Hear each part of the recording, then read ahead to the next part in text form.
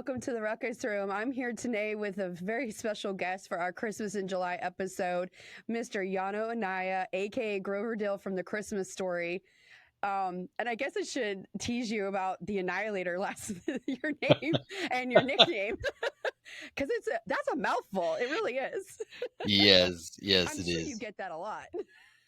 Yeah, it was given to me by college friends back in the day when we used to go to the gym. It was just I was on one, so they just like annihilator, like you annihilate the gyms. That was just I took that on back in So the day. you're a gym buff. Oh yeah, I owned a gym. Yeah, I've been in the Really? industry What? for 25 years. Yeah, it's been my When life. did that start? When did you start wanting to work out? It had to have been Uh, after the movie, so. well, I mean, it actually happened in high school. So this Oh, is really? back in the 90s or late 80s. Gen X was Gen showing the Xers. age, right? So Yeah. back in the late 80s, Yeah. high school kind of led me into figuring out what I want to do with my body. And then of course went to college, and college was nothing but, drinking and partying, having fun and trying to pass that. And then there was an earthquake that happened in 1994 in California, which kind of changed the trajectory of my life. And I didn't revisit the health part or the fitness side until my late 20s. And then in my late 20s, I've been consistent ever since. And You now would I'm think as being a 53. bully that you would Right. want to like beat some ass when you were younger, you know? Well, I Wouldn't that mean, have been you know, natural? so here's the thing, right? I'm a short dude, right? Yeah, So I had to be able to protect myself. I was born exactly. in Miami. I was raised in the streets of LA, and I'm Puerto Rican and I'm Dutch and Irish. You So, got a lot going on. got a lot going on, man. Yeah. So, Well, thank you so much for joining us today. I'm so excited. Not mhm. only is that movie a staple in every house for the last several years, but what made you like start wanting to act? Is this something that just fell onto your lap, or is this something that you wanted to do and you wanted to be in this movie? How did that happen, or how did that go about? That's a great question. So I'm going to rewind back to early times of the 70s when my family had moved from Miami to LA. My sister, I've got four sisters, two from my dad's side, two from my mom's side. The youngest from my mom's side is 4.5 years older than I am. And so when we got to LA, right, we lived in San Fernando Valley, which is 20-30 minutes away from Hollywood. And so back in the 70s, it was, the spotlight. So my sister wanted to be an actress. She wanted to be a star. My sister is German, Irish, and Dutch. And so she's big, beautiful blue eyes, straight white girl, beautiful blonde hair, right? She fit the mold for the perfect American personality, right? So finally, after 6 months of my sister begging my mom, I want to be an actress. And mind you, my mom is a registered dietitian as a human nutritionist at the VA. And back in 74, she was getting Wow. paid like, $14,000 a year to be a registered dietitian. And so my sister finally talked her into getting an agent and getting headshots. And she went on an audition, which was a big to do back then. Remember, there was no GPS, there's no cell phones, right? So it took a while to figure out where you're going to go to this audition. And so she booked her first audition, and she booked a very big movie. And that very big movie happened to be when every day was the 4th of July with Burl Wow. Ives. And so Burl Ives was a very big actor back in the 60s and 70s, and he was the lead character. And my sister had a big role, and she got paid more than my mom did for the entire year in 3 weeks. Wow. And so my mom was like, well, I guess this is I know what it, I'm right? So doing. she quit her job, and my sister kept on going on auditions and kept getting work. And it just so happened to be like on her third job within the first year, I was in a stroller and somebody came around and said, hey, can we borrow your child? And my mom was like, sure, wheeled him right in. Right. So that was my green light to get a SAG card when I was about 4 years old. And Wow. so that's how I got into the industry, is that I just happened to be at the right place at the right time as a child because my sister wanted to be an actress, which, mind you, Katie Kurtzman, she was a very big child actor. She did a lot of work when she was a child. Wow. Well, Yeah. that's awesome. So, did this role like just fall into your lap? Is this one that you definitely wanted to get, or is this something you just came across? That's a great question. So, just got a message on the answer machine. Got an audition for a big, silver screen movie, which was my first theatrical, which they call it back then, audition for a movie. Because prior from that, I just did a lot of commercials and like after school sitcoms and stuff to that nature. And super excited when I got the script. I read the script. I even took it to school and let my teacher read it to the class. Right? It was just this whole thing Well, you about think you're a I'm badass going because on you're an a audition, bully. right? I Right? know, And right? so Yeah. it was just like another job. I went on an audition, and the first audition was crazy because it was like at an old YMCA, and it was a huge room, and there was about 300 kids that were auditioning for the bullies. Wow. And there was about four people behind a table. And back in the day, there's no electronics, there's no cell phone, there's nothing. So when you sign in, the only way that they can identify you is by your social security number. So that's how you signed in, was your name and your social security number, Wow, and really which old was just on school. a sheet where everybody to look at, right? But Yeah, there's, right. what I mean. So went Hopefully audition Ralphie and didn't take your social. right. Well, a That's couple of days later, crazy. I got a call back. I went back, same thing, less kids. Third time, I got a second call back, and I went back to a different place, which was in the room. When you go on an audition and you're in the room, that basically means that the casting director is probably going to be with the producer, or maybe even the director, or people that are bigwigs in the production of the movie. And it just so happens to be that Bob Clark and the other producer was there present, and so I just did my thing, and Bob Clark hired me. I was gonna say, what was it like working for him? He's iconic with a lot of holiday Yeah, movies. Like that yeah, must have been like really cool. Well, what was your experience? yeah. Everyone has My different my experiences working with those directors. Right, plus this was my first movie, so I really believe that I was spoiled rotten, because what Scott Schwartz and Peter Billingsley would always tell us is that Bob Clark is like the echelon of directors that works with kids, because they like me. When I got hired, I was like, oh my god, I'm going to work with Messy Marvin and the guy from The Toy, right? It was like, oh my god, I'm going to work with superstars, right? Yeah. So I was super excited to meet them, because they were already on the big screen. And Bob Clark was just like super easy to work with. Like, the one shot where I jump off of the T model and I'm Yeah. like, hey kid, right? And Yep. he turns around and whacks me, right? Well, that was only 3 takes. Like literally, Bob Clark told me exactly what to do and when to do it, and I did that, Wow. and it was 3 takes done. And the other scene of us in the back alley where Scott Farkas is hitting me on the shoulder, I'm like, ah man, Yeah, he hit that you like twice, and then you're like, turn around like that hurt, and turn away. so I know you can't tell, but there was 20 below in Toronto in the Oh back wow. alley. It was freezing. And that was, I think, the 17th take, 16th or 17th take that they finally said, cut, we got it.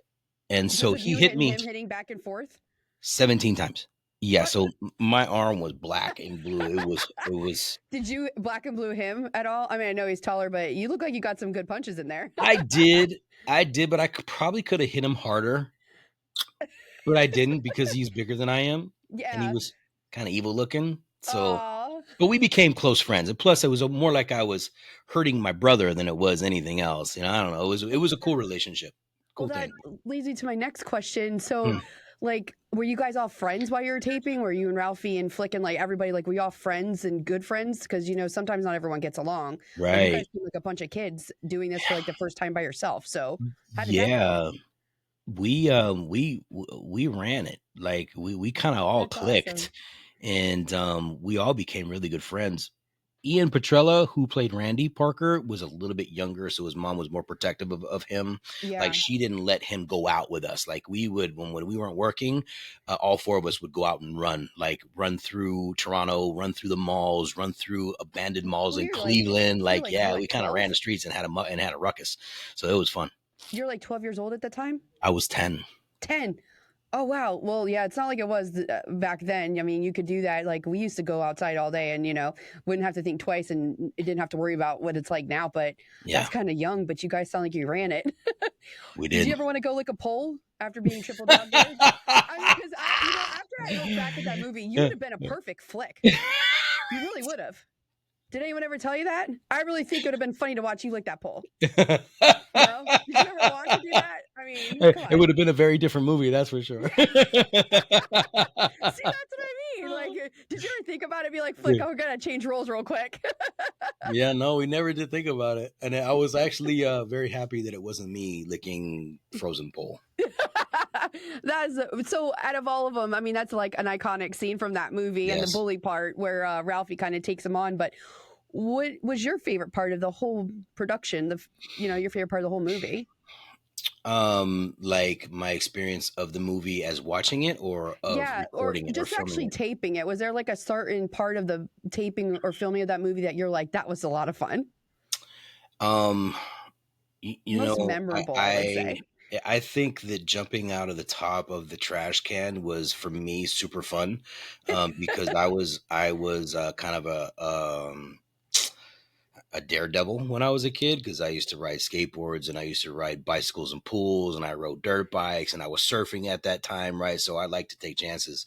So I think the most challenging part for me was because I don't know if you guys know this, but underneath me when I'm coming out is a rickety old ladder, right? So I had to climb up a ladder to put my head through the top of the hole when you're looking at the front of it. And so as I'm trying to push Oh, off, right, to jump to bring myself out of the hole, the ladder's getting kicked back, right? So I'm having to get my balance, and this is kind of challenging, and I got to jump on this and then jump you're like your down, own stunt double and so I there. was like, ah, How many times did it take you to do that scene? five. 5. Well, you sound like you're a natural at this. I mean, it didn't take you very long to nail all of your scenes. I bet the producer loved you, the Absolutely director. saved a lot of time and money, but I got to tell you again, it was Bob Clark's direction, man. And here's the truth: is that when a director directs an actor, if the actor can fulfill what his vision is, it's done. You know what I mean? But if it Yeah. needs some changing or so on, it's a different flavor, then you got to be able to produce that. That's the job of an actor, right? How did they train you to be a bully? Were you just like automatically, did you and Scuff just like kind of like fall into the bully, like, we got this, we're badasses already at 10? Yeah, he We're reminded me. invincible. Yeah, I mean, he reminded me of my audition. He was like, "How you were in your audition, that's how I want you to be here," because that's what sold me, right? So I was like, "Okay, cool," because I was a little badass in the audition. Like you're supposed to be a bully, so I was being a little asshole, is what I was doing. Oh, like Excuse at my 10 language. years old, though, that's kind of a big shoe to fill. At, I mean, if you think about Well, it. you got to think back in the day. There's bullies everywhere, even now Yeah. today. You know what I mean? There's those specific personalities of kids that they're just angry. You know what I mean? Or they've You can got strike too me with much. that just even talking to you now. Like there's a chip on your shoulder. This had to be, Yeah, it's had all to be like purely a acting. Purely acting. purely acting. Well, that's good. So, how does it feel to be a part of such an iconic movie that is run Mm, through family homes marathons on Christmas Day throughout the season? And I mean, it was done in what, 83, I yeah. think? I mean, how many years are we into this now? Like, how do you feel to be a part of something like that? It's still surreal for me. Because I know through experience over the last 22 years of doing events and meeting fans and having a Facebook group and interacting with fans and getting on phone calls with fans and doing Zoom calls. And, this movie has made such a huge impact in the family unit inside of the household with millions of Americans, not just hundreds of thousands, but millions. I don't know if you know this, but yes, the ratings for A Christmas Story has consistently increased every single year it's played. And so every single year there's an additional 400, 500, 800,000 people that are actually putting it on TV. So knowing that like your daughter has a very an attachment to this movie because it speaks to her, right? It makes her laugh, makes her cry, makes her angry, makes her scared. And those emotional ties to that movie is what's special.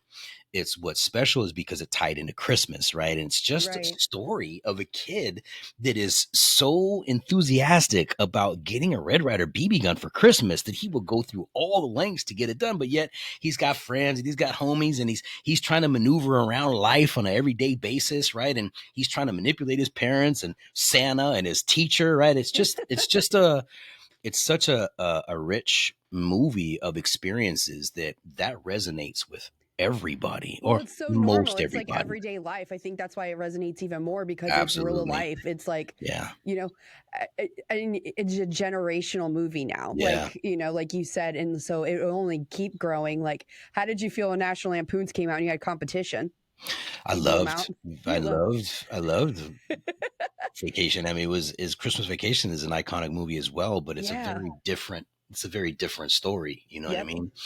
Yours is more So real life. Although that kind of yeah, real life, if you're Clark, Griswold, like it true, kind of real very life. true. It was totally different. Hmm. But it was still good. Yeah, yeah, yeah. So it's a gift. It's a gift to be able to share that that energy with the fans of A Christmas Story, and I do my best to share that nostalgia with them because it's important. You know what I mean? It's important to keep the movie alive. It's important to keep the legacy of A Christmas Story alive. So we as the actors, we do have a big responsibility to the fans, and we all are in alignment with that. So you still go out and do events and things like this at the holiday time and go meet Sure. people still? Absolutely. Yeah. Wow. Like I've got 3 events booked. I know that Zach and Scotty have 4 events booked. I know that Ian Petrella, actually, Peter's got a couple of events booked. Ian Petrella and Drew and Patty, who are the elves, are actually at the A Christmas Story house today with an event. So we Wow. all are very involved in certain aspects of, doing things for the fans. So yeah, we're all on that same Do you page. have any kids? I do. What do they think about the movie? He loves the movie. And I remember the first time he was 10 years old when he was watching it with his friends.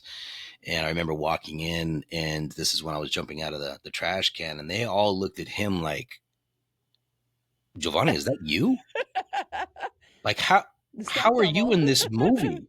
Because I we like when he was 10 and I was 10, we looked like twins. You know Yeah. what I mean? So his friends were confused. And he was like, no, that's my dad. And then they thought you're all awesome, right? Then you're like dad of the year. Yes. And then it was like their parents, you know what I mean? It's like I would go home and tell all their parents are like, oh my God, it's Grover Dill. So yeah, it's a very cool thing.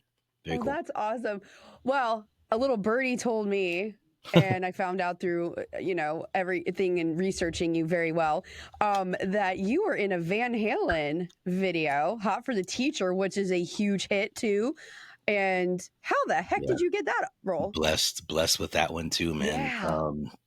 Another After iconic Christmas. band And I from mean, the Gen Xers 100%, generation. and just another audition. You know what I mean? I got a message on the answer machine, and I remember hearing it from my manager that I'm trying out for Michael Anthony Jr. And I already knew who they were. Like Yeah. Van Halen was the hottest band in 1986 and 1987. You know what I Yep. mean?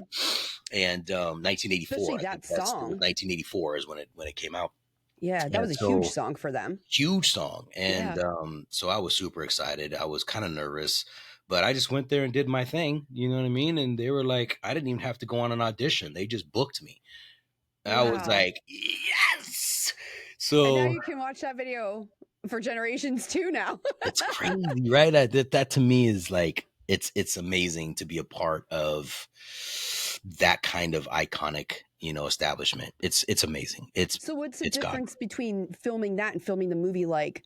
I mean, is it both just like the high of being around these people? Were you like more nervous than doing the movie? Yeah, no, I think that, the movie was first experience of big production, being a part of a huge team. So getting to a 4-day shoot compared to A Christmas Story, which was only supposed to be 2.5 weeks, but it turned into be closer to 4, because of the weather. It was It only took Van four Halen. weeks to shoot that?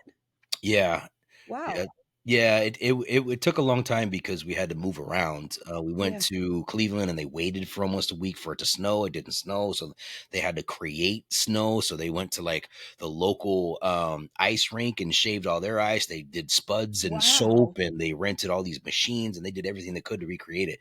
Every scene that you see of A Christmas Story outside, all that snow is fake. None of it's real. And Wow. because it didn't last long, they're like, we have to like get up and go. So they went and moved to Toronto and built the rest of the house inside of a studio and then filmed everything else on location. Wow. Yeah. Yeah. So getting that job with Van Halen was very different because now I have the experience of being on set, but I get to meet Van Halen.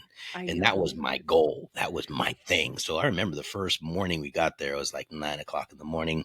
I had a wardrobe, call time at like 9:45. And I was like, Mom, I'm gonna go find them. Like I gotta meet them. Like they're iconic. Like who in their right mind would not? So Right.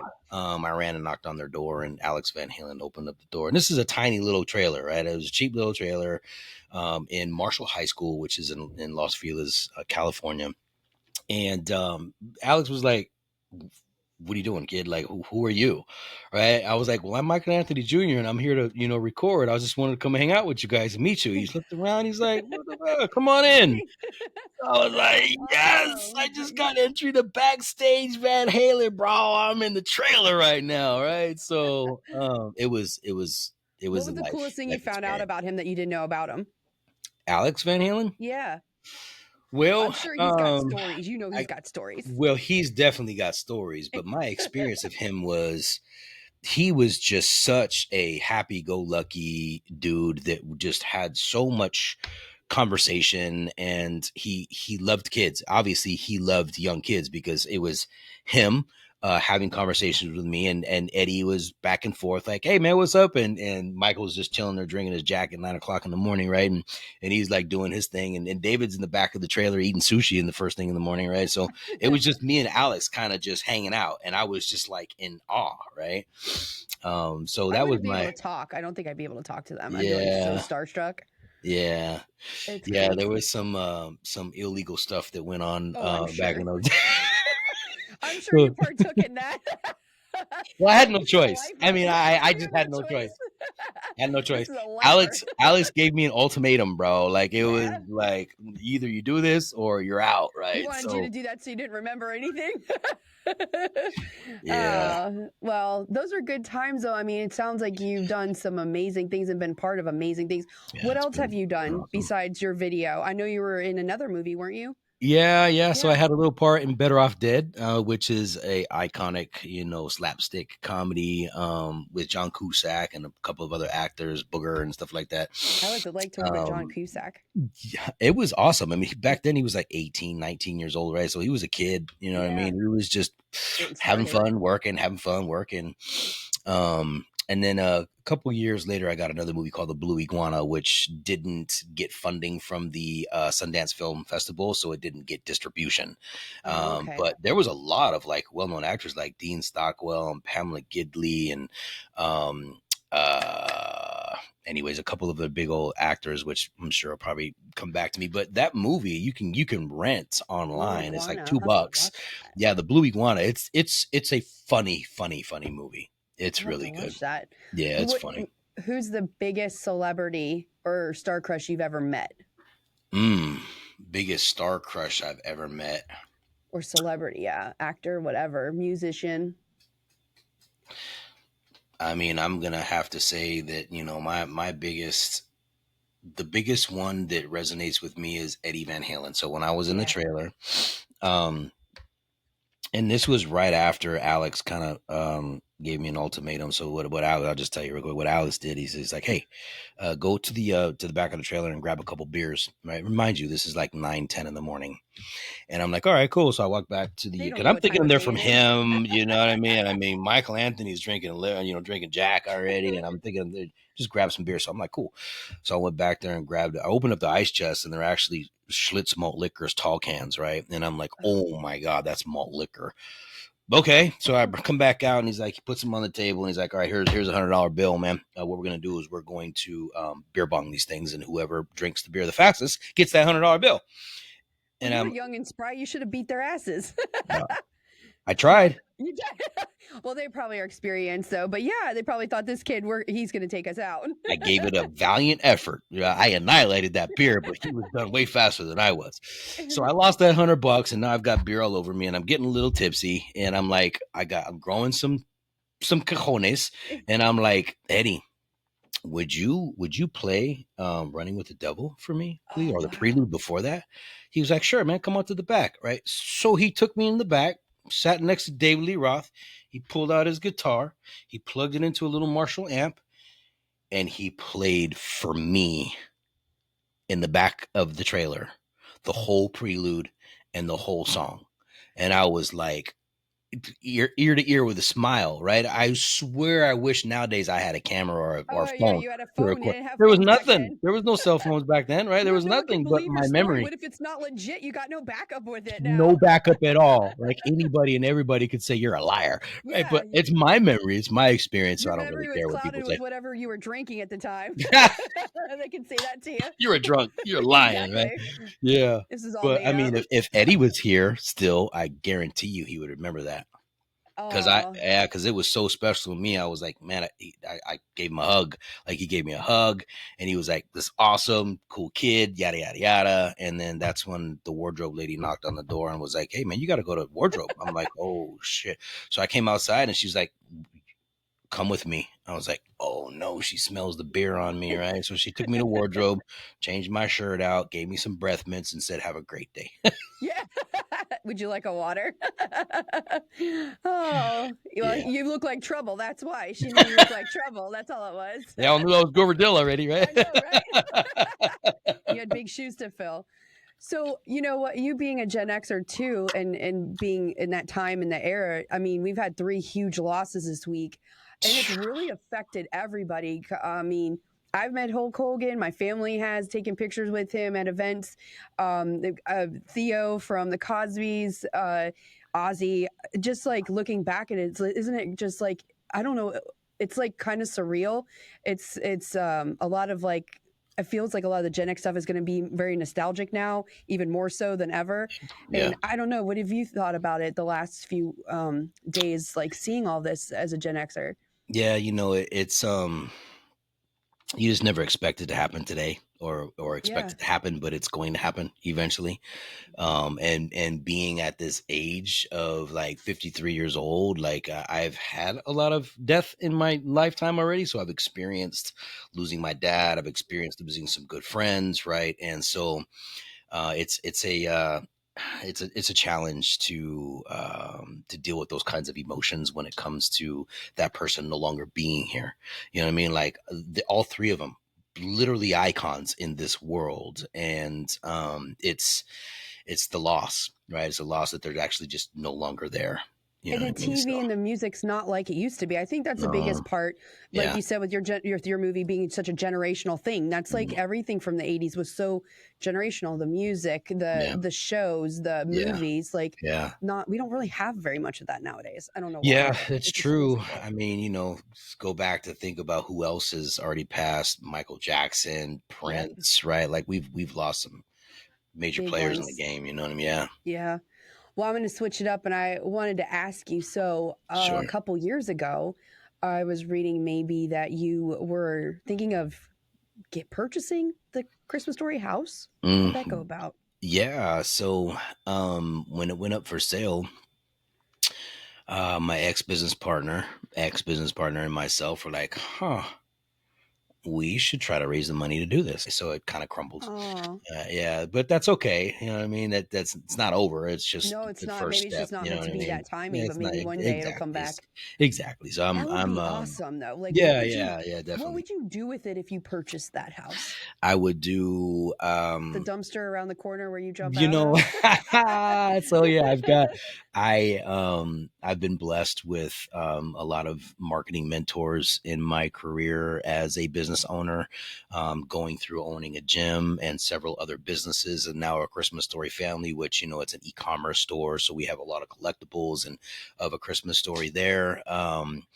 And so I have so many ideas to just completely increase not only the revenue, sure, it's about money, but for me, it's that we would have a deeper reach with the fans, right? So I'd be able to create things that would be more involved with the fans, So would you kind of make it which like a museum type thing where fans can come and walk through it and well, do that's something already like there, that? hon. Yeah, they've got a Oh, I museum. thought. No, there's a museum Oh, there. There's the tours of the house. Like there's he Brian Jones did an amazing job over the last 20 years of owning that business. Like he jumped on it when it went up for sale. And even like Peter Billingsley and Scott Schwartz was like, we want to buy it. And then Brian Jones came in and said, nope, I'm buying it. That's and you awesome. flew out there and paid the dude, right? Yeah. And so, I got to give Brian Jones all the respect in the world because he put in a lot of blood, sweat, tears, investments. I mean, almost lost everything a couple of times because of it.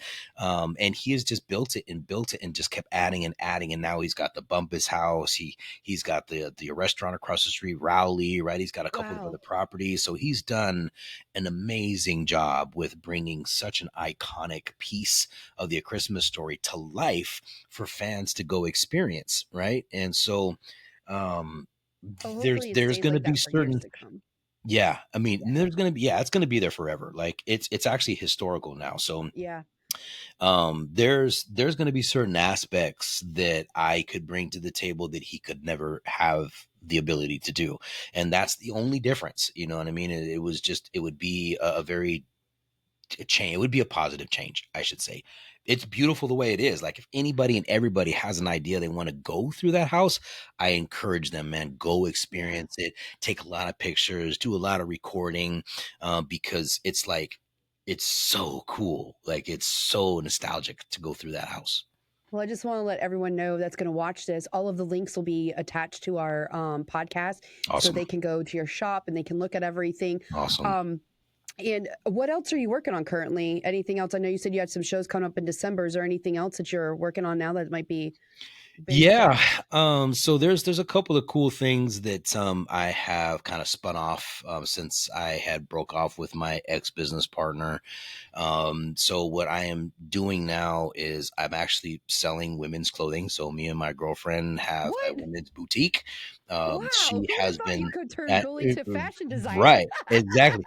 So my girlfriend's been selling women's clothes for 9 years. And so of Wow. course, coming into that relationship, it was kind of an easy transition to help her with marketing and the back Yeah. office. And we go live all the time, and I dress her up. So I got a beautiful model, right, to work with. So it's fun. It's a lot of fun. And we make a little money at it, right? So Yeah. that's cool. For me, so I want you to kind of know that everything that I do is about helping increase people's confidence, or doing something to add more to their life, whether it be dressing women in beautiful clothes or taking them through a transformation process when it comes to health and fitness, right? So that whole thing with my girlfriend, because she's also a big athlete as well, and so we share in the responsibility of the women's boutique and our health and wellness business. The health and wellness business what kind of fell into our lap as well. It's just because it's our nature, and so we do have a product line that we work with. And then the Christmas Story family, right? I got the e-commerce thing, so I still actively work with that.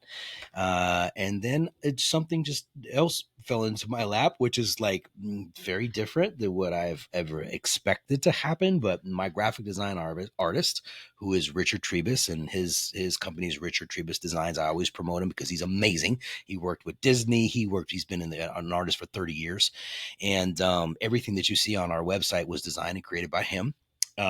He lives in Florida, right, close to Kissimmee, Florida. And he was just driving down the street one day and saw a sign and said brewery open. So he like pulled over and had a beer in this dude's house because his brewery was all in the back. Like he brews everything on Wow. site.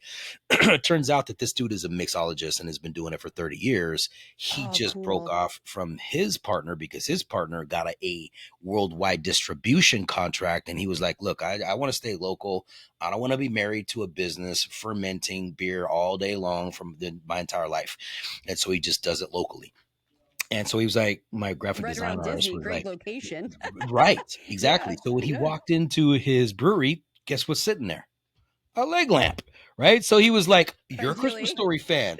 Guess who I know?" Right? He's like, "No way!" Right? So Oh of my course we got on a gosh. call, and one thing led to the next, and now we've got Yano's Brews, and so Wow. we're creating a line of alcohol, which is beer. We're doing beer, and then we're going to eventually add like sodas, and then we're going to eventually add like Oh, you're gonna have to kombuchas, send me the right? So links and stuff. yeah, That for sounds sure. so cool. Yeah, definitely. So Yeah. what I did is that I sent you the link already. You just go in there, subscribe to the mailing list, because what I'll do is I shoot everybody emails to keep them updated Awesome. on that. So yeah, we're expanding. He's buying new containers. We'll probably do a Kickstarter, right? So get everybody involved. Super excited about it. But we should have 2 brews coming out in like 6 weeks.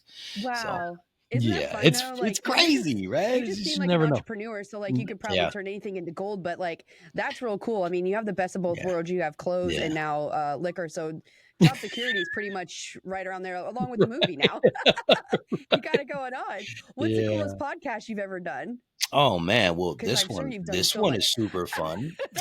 Yeah, I'm not as trained as any of those people. I'm sure you've done several with. I'm still learning. Well, I will be honest with you. There is everybody's got a different personality and a different flavor. Yeah. The topic of conversation is typically around a Christmas story, so it just depends on who I'm actually talking to and who they're, what your personality is and how far you're willing to go with conversation. Because I'm pretty an open book, pretty much. And so my funnest I used to run my own podcast, so I've got like Oh, 26 series. It's on Christmas Story Family, right? So we did a podcast for a while. That's why I know Riverside. But I mean, this is always fun no matter who runs the podcast. Nobody's ever invited me like, I'm gonna pay you for your flights and your hotel and come out. We're gonna sit in a huge studio and it's a big production. I haven't been that yet. you It's don't have to do always that just anymore because you have Riverside now. exactly, and you And could you can do do it in it the from comfort of your anywhere. PJs. I Anywhere. would love to do one with you about the brews and talk about beer because it's so For sure. interesting, Yeah, especially the mixologist. Like, that's so interesting, all it of it. is. Yeah, and he's got a brilliant story on how he was trained on how to ferment. It's actually a four generational recipe that he uses. Wow. Yeah, it's a And really now cool you broke story. the code. And now we broke the code. And now it's Grover's Grover Brews. Dills. Grover's Dills. Well, And there's that gonna is be some pickle flavors in there. Grover's Oh, Dill's I'm so pickles. That's excited. happening. That's so exciting. Well, I'm going to close our podcast out. I wanted to ask you something. If Yes. Grover Dill grew up and had a redemption story, what do you think he would be doing today? Still causing trouble or something else? I think Grover Dill probably took advice from Scott Farkus for a long period of time. And Scott Farkus turned into a cop, and I don't think Grover decided to go that route. So I think he moved to New York from Indiana, and he got hooked up with oh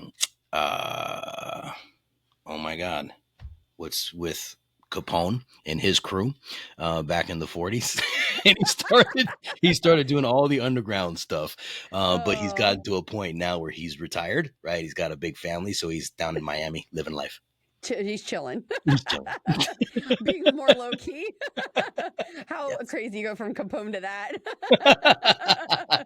That was so random, but I absolutely love it. Well, thank you so much for You're coming welcome. on today. It was Yes. such a treat, and I'm so blessed to be able to have you on my podcast. And I can't wait to hear about your brews, and hopefully we'll stay in touch. And I wish you nothing but the best. And hopefully maybe you'll come down to Florida and do a Christmas something so we can come out there and see you. Yeah, we definitely will. And Christina, thank you for inviting me on the Ruckus Room. This is an Oh, amazing it was experience meant for to me. be. So Your thank you. dog's name is Ruckus. Yeah, That was the right? craziest thing. Amazing. I've never met anybody with a dog named Ruckus. It was meant to be. It was truly meant to be. Well, Yes. thank you everyone for tuning in to Flagler Mhm. Voices podcast studio at the Ruckus Room, and we'll see you next week. Have a great Bye, night. everybody. Peace out.